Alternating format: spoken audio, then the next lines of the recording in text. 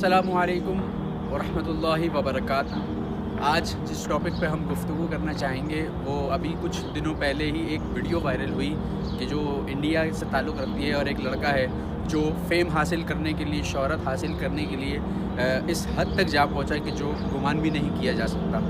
कब्र के अहवाल को जानने की कोशिश की गई कि कब्र के अंदर क्या होता है और ऐसा कुछ भी नहीं होता, हम वहाँ पर टाइम स्पेंड करेंगे। तो एक खड्डा खोदा गया, एक खुदाई की गई पूरी, उसमें जो है वो पूरा उन्होंने सिस्टम बनाया जिसमें उन्होंने गद्दा वगैरह बिछाया, कैमरे वगैरह लगाए और अपना माइक सिस्टम वगैरह पूरा सेट किया और स्पीकर वगैरह लगाए और पाइपलाइन से उन्होंने कहा यहाँ से खाना वगैरह आएगा। ये सारी चीज़ें वहाँ पर सेट की गई और वहाँ पर उन्होंने टाइम स्पेंड करने का इरादा किया। याद रखिएगा कि कब्र के हवाले से जब भी इस तरीके की जानने की कोशिश की गई है तो ये अल्लाह के राज़ों में से एक राज है।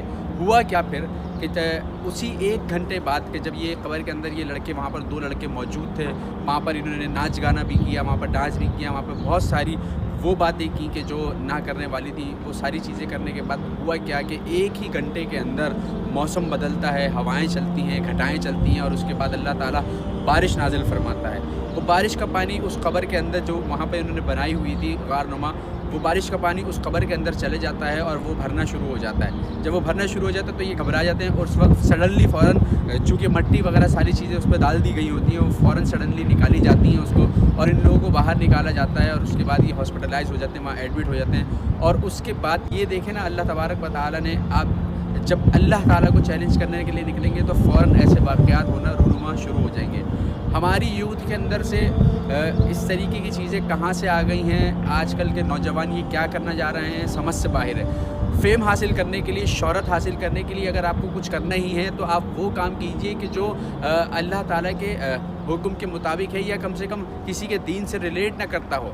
अब वो हिंदुज़म से ताल्लुक़ रखते हैं या किसी इज़म से, अगर मैं उस पर बात करूँगा तो फिर कहेंगे कि आप हिंदुज़म पे बात कर रहे हैं। बात ये है कि जब आप उन राज़ों में से राज, जो अल्लाह का एक राज है कब्र के मामला, नबी करीम सल्लल्लाहु अलैहि वसल्लम ने इरशाद फरमाया कि अगर मुझे खौफ ना होता कि तुम अपने मुर्दों को दफनाना छोड़ दोगे तो फिर मैं तुम्हें कब्र के अहवाल बताता। अब देखें ना कि हुज़ूर अलैहिस्सलाम सहाबा के साथ जा रहे हैं और नबी करीम अलैहिस्सलाम ने उधर एक दरख्त की टहनी तोड़ी और उस कब्र पे लगा दी। तो सहाबा ने अर्ज़ किया कि या रसूलुल्लाह सल्लल्लाहु अलैहि वसल्लम, आपने इस कब्र के ऊपर टहनी क्यों लगा दी?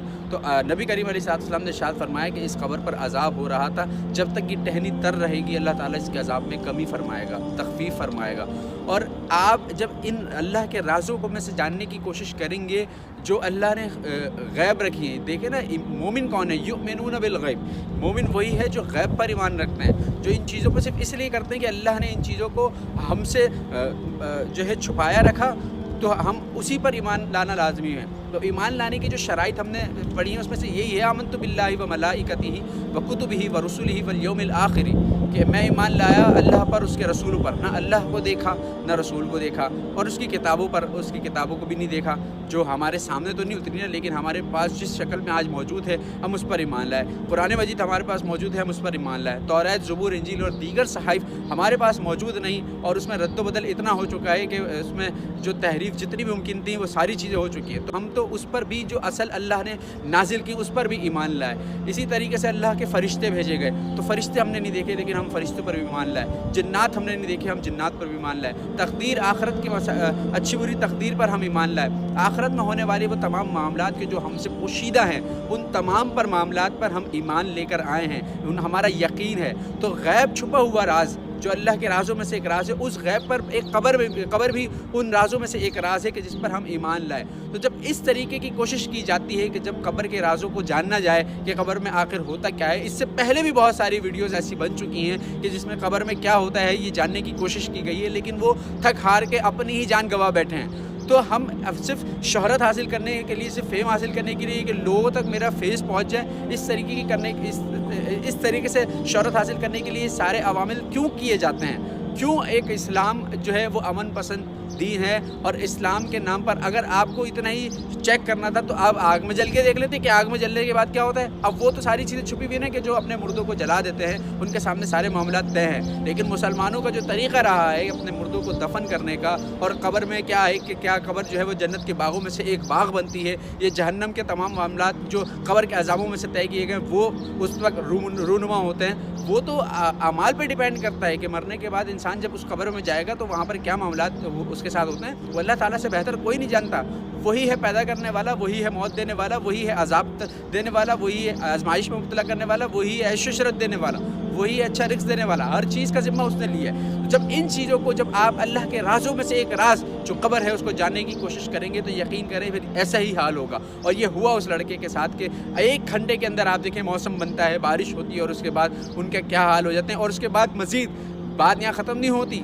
مزید جب لوگوں نے کمنٹس کرنا شروع کیے تو اس نے ایک اور آگے چیلنج کیا کہ اب میں دوبارہ اس سے زیادہ ٹائم اسپینڈ کروں گا. اب بتائیں, عقلوں پہ پردے پڑے ہوئے ہیں, آنکھوں پر سماعتوں پر, کہ جب کوئی سمجھائے تو سمجھ بھی نہیں آتی, جب اپنے ان کے گھر والے سمجھا رہے ہیں تب بھی سمجھ نہیں آتی, جب اپنے ان کے دوست سمجھا رہے ہیں تب بھی سمجھ نہیں آتی.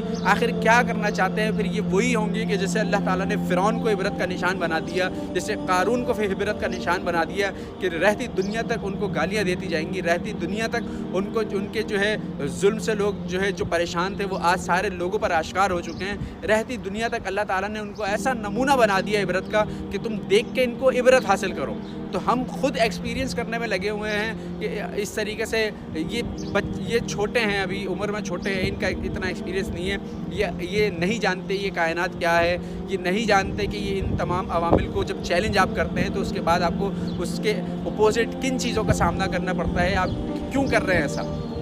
تو صرف پیغام دینا ہے کہ اگر فیم حاصل کرنا ہے, شہرت حاصل کرنا ہے تو آپ کوئی اور کام کر کے بھی حاصل کر سکتے ہیں. آپ قبر کے معاملات کو, جو مسلمانوں کے شاعر میں سے ایک شاعر ہے, اس کو کیوں چیلنج کرنے کی کوشش کر رہے ہیں. پھر دوسری بات یہ کہ نبی کریم علیہ الصلوۃ والسلام نے دیکھیں نا کتنی یہاں پر سخت معاملات تھے کہ نبی کریم علیہ الصلوۃ والسلام نے ارشاد فرمایا کہ لذتوں کو توڑنے والی موت کو کثرت سے یاد کرو.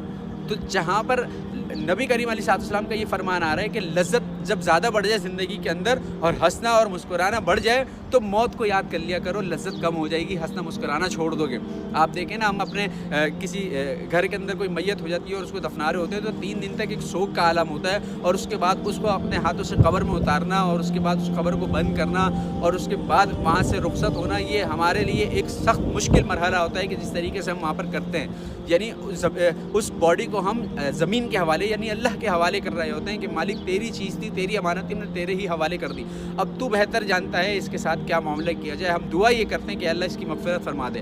تو کثرت جو لذت ہمیں جن چیزوں سے حاصل ہوتی ہے, نبی کریم علیہ الصلوۃ والسلام نے فرمایا کہ ان لذتوں کو توڑنے والی موت کو کثرت سے یاد کرو. اور موت کے بعد کے عوامل کو جاننے کی کوشش کی جا رہی ہے کہ کیمرہ لگا کے جان لیا جائے یا اس میں ٹائم اسپینڈ کر کے گزار لیا جائے کہ اندر ہوتا کیا ہے. تو ایسا نہ کیجیے. نبی کریم علیہ الصلوۃ والسلام کے فرامین پر ہمیں غور کرنا چاہیے. اسلام ایک بہت خوبصورت دین ہے, اسلام ایک بہت مضبوط دین ہے, اسلام ایک بہت کامل دین ہے. اس کے جتنے بھی ان کے اسلام کے شاعر ہیں, جو شاعر اللہ ہیں, ان کو چیلنج کرنے کی کبھی گمان میں بھی نہیں لائیے, کہ کبھی کوشش بھی نہیں کیجیے کہ ہم ایسا کر سکتے ہیں, ورنہ خود ہی منہ کے بل گریں گے اور خود ہی منہ کے بل دھوکہ کھائیں گے. اللہ تعالیٰ سے ہم دعا کرتے ہیں کہ اللہ اگر ایسے لوگوں کے نصیب میں ہدایت ہے تو انہیں ہدایت عطا کر, ورنہ ان کو تباہ و برباد کر.